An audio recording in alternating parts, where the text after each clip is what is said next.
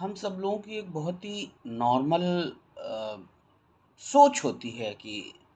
हम अपने आप को ट्यून कर लेते हैं अ, नॉर्मल फंक्शन करने के लिए अपनी एक सोच के आधार पे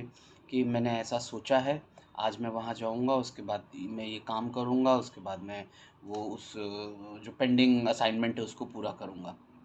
और फिर मैं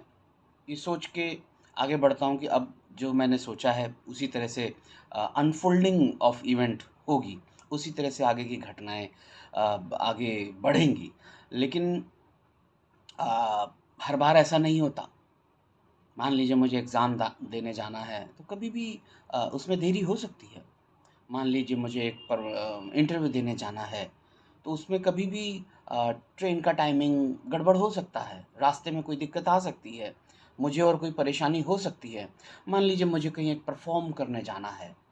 तो कई बार उसमें कुछ ऐसी अनएक्सपेक्टेड इवेंट्स हो सकते हैं जिनके ऊपर मेरा कोई ज़ोर ना हो और जब ऐसा होता है, तो मेरा वो शांत मन, मेरा वो शांत स्वभाव, मेरे जो वो शांत इमोशंस, भाव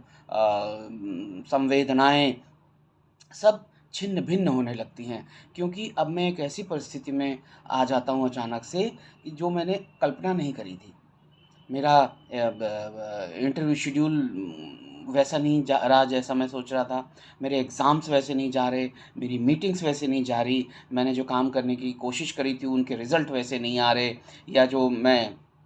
इंटरव्यू के लिए अपना कुछ तैयारी कर रहा था, उ उसमें कुछ डिस्टर्बेंस आ गया और मेरा शांत मन, मेरा शांत स्वभाव, मेरी सकारात्मक सोच सब धीरे-धीरे क्षीण होने लगते हैं।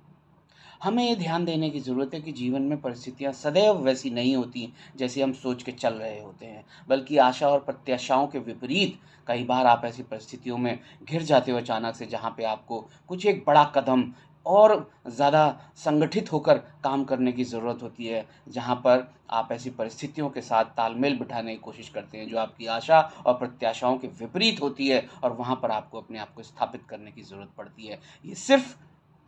संभव है अगर आप अपनी मानसिक स्थिरता को, आप अपने संयम को पकड़ के रखें, मजबूती से थाम के रखें, तो आप विपरीत परिस्थितियों में भी सकारात्मकता के साथ निर्वहन ज़िम्मेदारियों का कर सकते हैं।